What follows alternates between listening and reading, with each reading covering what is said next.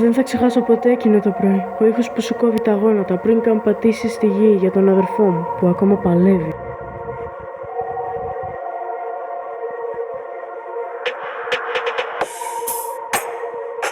Κοιμόμουν ήσυχα το πρωί, ονειρευόμουν τη μέρα, μα το κακό είχε ήδη απλωθεί στον αέρα.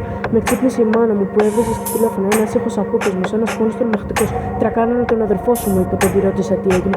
Τότε το σπίτι γκρεμίστηκε, η ανάσα μου κόπηκε, το αίμα μου πάγωσε. 8:30 το πρωί, 20 Σεπτέμβρη, ένας λύκος με στολή, τη ζωή σου είχε γυρέψει.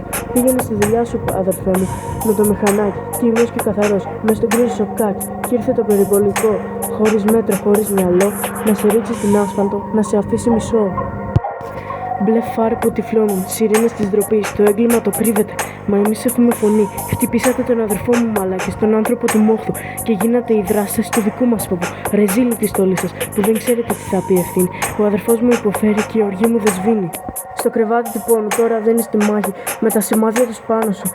Μια βαθιά χαραγματιά, αυτοί που παριστάνουν τους φύλακες του νόμου, έγιναν οι εισβολείς μες στα όνειρα του δρόμου. Τους είδα να κοιτάνε με ένα βλέμμα κρύο, λες και η ζωή σου ήταν νούμερο, ήταν ένα αρχείο.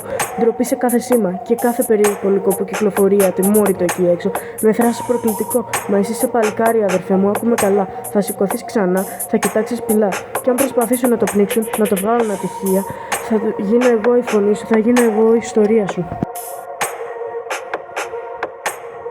Κράτα καιρά, αδερφέ μου, κάθε μέρα, κάθε ώρα είμαστε δίπλα σου. Η κραυγή της μάνας μας θα γίνει το δίκιο σου.